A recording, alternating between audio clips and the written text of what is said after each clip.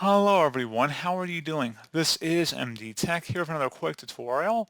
In today's tutorial, I'm going to show you guys how to attach documents and files to an email in your Gmail client.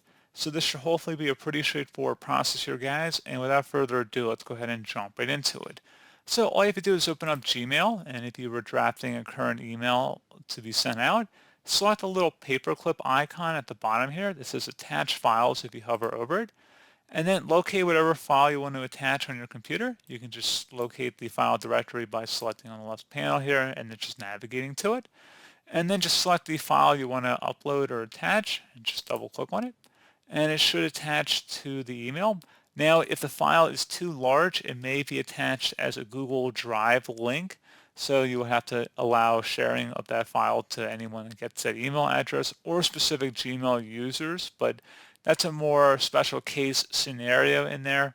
Generally speaking, most small files or Word documents should be able to attach without the need to upload them to your personal Google Drive account and then share them out. That's just something I do want to make you guys aware that you can be limited to how large of an email Gmail will send out. So pretty straightforward process, guys. Do apologize to help you out, and I do look forward to catching you all in the next tutorial. Goodbye.